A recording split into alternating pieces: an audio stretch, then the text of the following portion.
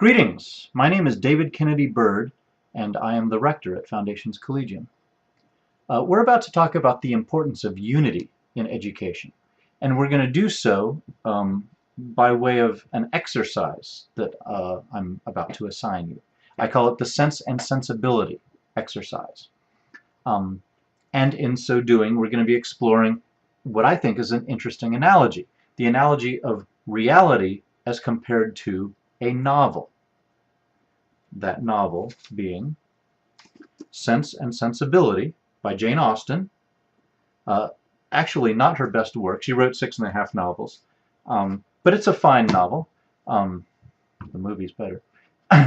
By the movie, I mean the excellent film version that was done by Emma Thompson about 15 or 20 years ago. Emma Thompson starred in it, and she also wrote the screenplay, and she sort of ironed out some of the more turgid elements in the novel. One of the few situations where I would take the risk of appearing to say that you can watch the movie instead of reading the book, but don't quote me on that. I didn't actually come out and say that. Anyway, we're not even talking about the movie. We're talking about the book. And I have distributed copies of the book to the group of you out there in TV land. And here's what I want you to do. I've got 3 assignments for you. This Sense and Sensibility exercise is made up of 3 assignments. First one, discuss the 3 main characters in the novel. There's not just 3 main characters, there's a bunch of them, but select 3 main characters and be able to talk about them without having read the novel. You can thumb through it, you can take a couple of minutes and just kind of flip through the pages, kind of, get a sense of things from beginning to end. But you can't read it. And you have to be able to talk about 3 central characters. That was your first assignment. The second one is to read 5 randomly selected chapters in no particular order, and on that basis, narrate the story for me. Now, I want to make sure you understand what 5 chapters in no particular order means. There are 50 chapters in this book. So surely you can come up with 5 chapters that are not touching each other, that are not even near each other. One chapter here, another one way down here, another one, 10 chapters later, another one, 6 chapters later. They just 5 random chapters, not even in order. And based on your reading of those 5 random chapters, tell me what the story is about. Your third assignment is memorize 100 words randomly selected from the novel.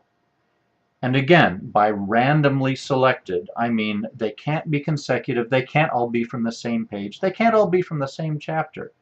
Jeepers, there's 50 chapters. Surely you can find 100 words that are just scattered throughout the book. Memorize them and recite them back to me. There you go. Those are your 3 assignments. You may have a few minutes to work on them. Okay, time's up. Now this sequence of 3 ridiculous assignments, this is what the prevailing educational structure is like.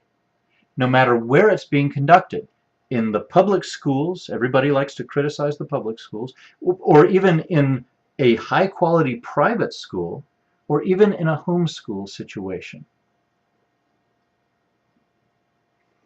Listen, let's assess what we just did here.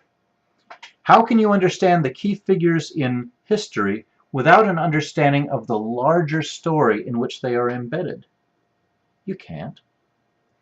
How can you be expected to comprehend the larger story of reality if you've only been exposed to a few episodes in it? You can't. And how can you be expected to learn and make sense of random facts if they don't all fit together into a meaningful picture? You can't.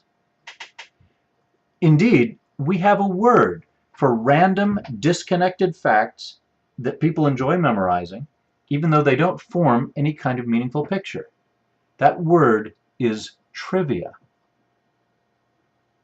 Education is not the memorization of trivia. It's the formation of a worldview. And if there's one thing that a worldview is characterized by, it's unity.